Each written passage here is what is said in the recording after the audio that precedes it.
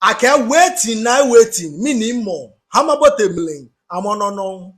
Hidodo, body a fair loose. Tiny, bidenche. Implication numu eledenche. Nyankpale P20. Toto mayo cafe do nante. I can miss Magbe Pao Songoy, Nelanzo, Konoya Chomi, Bokonoya Tommy, Obo Daibo, Donoya Numi, Ope Numi, Lo Shoku Odide, Nekwa Sisa, Nim Mogonu, Nabu Mangwenchu, Afoko Blog, Angma Wolomli, Ongma Chok, Concert Party, Alunango. Welcome to Transfer Business and News with Ordained Crown Prince of Ghana and Poku-Hitzfield. It's another Monday morning. As I said, I wake up every day feeling refreshed because it's another day towards the dream. You never stop dreaming and you never stop hitting towards the goal. Now, today we'll be talking about Manchester United, of course, the takeover. Please, when you come on the live, tap on the likes for me, okay? Let us get more likes. I'm trying to tap on my own. Okay, so let us continue. So today we'll be talking about Manchester United later on in the show, but today let's talk about failing. Now, when we were going to school, we weren't taught certain things at school, especially when it comes to failure. They made it seem like failure is the end of your life, but it is okay to actually fail. Now, growing up, we've realized that the people who became the most successful people in history all failed miserably. Now, we know the amount of times Michael Jordan missed, but then we always count the wins. We count that last shot. So failure is an opportunity to learn. And as I said, as humans in the 21st century, enlightened beings, you shouldn't look at life with negativity because everybody has a day. Whether you like it or not, you have a day at a time. Nobody is guaranteed tomorrow. So we live in the present and we learn from the past. Now, conscious people know that in the field of quantum physics, or let me say quantum mechanics, let me broaden the scope. Spiritual people know. Now, science is spirituality. What you see in science right now, all is spirituality. Science was from spirituality. So when I see people trying to distinguish the two, I tell people the fact that we were calling it differently doesn't mean it's not the same thing, right? So let us continue. Let us continue with where I was going with regards to failure, right? Now, you look at the Thomas A. Edisons of this world. Look at the number of times he failed, over 1,000 times to make the first fluorescent bulb. Failure is lessons. Now, in Pan-Africanism, our new vocabulary won't be failure. We would rather call them lessons, right? It's blessings and lessons. If you live a day at a time and you are not guaranteed tomorrow, what you have today is supposed to be the most important thing to you, and you need to cherish every day for the rest of your life. Don't look at life with a negative attitude that God is coming soon. So,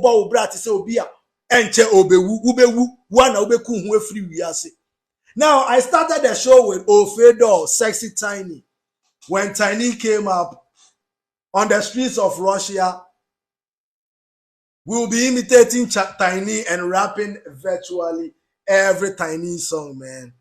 I can, the same way I can sing most Black Sherif songs today. That is the same way I can sing virtually almost every Tiny song, and he's a legend. So much love to Tiny himself. He's a legend in Ghana, in Pan-Africanism. Such people will be rewarded in Africa. You know, when people do things for their country, they deserve to be respected and honored for it. It is about time Black people will start appreciating one another and knowing that if Marcus Garvey were saying this 80 years, 70 years ago, why are we still having this discussion now? If we had done it earlier, we would have been in a better position as Africans now. So catch me on Friday, this Friday, and let's talk about Ghana. Let's talk about Pan-Africanism. Let's talk about Africa. Let's talk about blackness. Let us talk about African spirituality. As the ordained crown prince of Ghana, I have so many keys and portals available to me that maybe it won't be available to you. But what is knowledge if it is not shared amongst people? And over 800,000 years worth of knowledge being given to me by my forefathers, I'm going to share everything with the youth of Africa, the youth of Ghana, because I know through that Africa's unity will be strong and stronger and stronger. So it is okay to fail. Out of failure, you are going to become a better person. As the ordained crown prince of Ghana, I have failed so many times in life. Sometimes the things people might not even see failure, I consider them as failure because that is how high I regard myself. Recently, I was learning Chinese, right? But I have so many things to do. I have stopped learning it. But then I see it as a failure because I have not completed that task. And one day I want to go back, finishing my Chinese lessons. I learned Ni Hao, Ni Chao, Nana Poku-Hitzfield, Wu Chao, Shama Minsa, Wo Heng Kao Shun. So I began learning phrases, and I can speak Spanish, I can speak Deutsch, I speak French, I speak English, I speak Ga English, Ga Chi, ever, some small Hausa. In a Jin Hausa, ba yam fari. In a Jin Hausa, ba yam fari. What you are saying? Charlie, the Hausa too is going small. But then you see, I'm a polyglot. The ordained crown prince of Ghana is so many things, man. I am so many things. I am a content creator. I'm a Manchester United fan. I'm a Pan-Africanist, and that is the most important thing to me, to unite my continent, to unite the people of Africa, because we are abundant. We live in the world of abundance. Every African is a billionaire to start with. 2.5 black people around the world means that we are the most populous on this earth. And if life is what we are talking about, then the most the race with the most human resource is the richest. And we are changing this continent a day at a time. Africa's unity is upon us. Keep failing, my brothers and sisters, because it is through that failure that we are going places. We want to fail so much that success will be fed up of us. Wukuma pema apimbeba na opepe pemaba na opepe pemaba. My name is Obonku Menkuma Nana Anochi Bediako-Poku, the ordained crown prince of Ghana. Thank you for making this 26th June in our year of grace, power, and abundance 2023 as Africans. Thank you so much for listening. Let us talk about Manchester United a bit, and let me end the show. Now, of course, Manchester United. 26th June 2023. We don't know who. We know now Sheikh Jassim will be our owners. But then when we talk about the Glazers having no clue about football, this takeover has epitomized it to the fullest, right? Now, especially when it comes to the takeover, the calendar, a season where there was a World Cup in between the season. So things will go into June, and we needed to get our transfers and everything set. Look at what Bayern does with their transfer. They open the window today. They know the players they are signing because they've been speaking to those players. Now, I know Erik ten Hag is a man of principles, and I think he had also done those things. But now the takeover means that who is going to make the funds available if you don't know who the next owners will be? Now I look at Manchester City, who won the treble, and they've gone for they've agreed personal terms with Guardiola, the RB Leipzig center back Guardiola. So I'm looking at Manchester City's defense, and I'm like, if they get Guardiola, they have Ruben Dias, John Stones, Akanji, Ake, Guardiola. Am I missing somebody? Laporte, Kyle Walker. And you are looking at these defenders and you are like, it will be difficult for any defender to even beat Kyle Walker in a 1v1, let alone pass him and get to Akanji. That is why they won the treble. And you are looking, as a Manchester United fan, looking behind. I'm like, this is why we are where we are now, behind Manchester City at the moment. And we need to learn how to be proactive going forward. And I believe in the Sheikh Jassim project. I've been an advocate for it since I first heard of it worldwide. I argue with so many friends across the world on Sheikh Jassim. And when they bring up the human rights issue, I conquer them with their own countries, what they are doing, and they shut up. And they realize, okay, on a footballing level, Sheikh Jassim Al Thani will take Manchester United to greater heights. And I'm glad it is going in that direction. But now, you look at the transfer market. We could have had Kim Min-jae already, but now it looks like he's going to Bayern Munich. We could have had Declan Rice already, but now Man City comes in because Gundogan has left for Barcelona on a free transfer. So now you think, as a Manchester United fan, Declan Rice may end up also being at City next season. It is another treble in the bag. Before we realize, our records have been shattered by Manchester City. It is just a matter of time. If we don't get back to proactiveness. The Glazers have no clue about the football calendar. I don't think they even know that we should have been done by now. Because in about 2 weeks' time, Eric Ten Hag will be flying with the squad again. Alejandro Garnacho is just on holidays recently. The matches are too much. There is a human behind the player. There is a human, a father. And now we will turn back and complain that fathers are not in the lives of their children. Look at the footballing calendar in Europe. Where is the human in there? The national teams, players play football. In the middle, they put a World Cup. They play when the season went into June. They are playing Nations League. And come on. There are boyfriends and husbands behind those players. And these are the systems that we need to take out before it becomes a cancer on our own selves. We talk about player mental health all the time. Football is not supposed to become like a job, because when you play from joy, that is when you excel. But then when you play so many games and now you want to cuddle with your wife and then you need to go on a trip in some icy place, then it becomes like a job. We need to have what is the name? Rest for players. Right.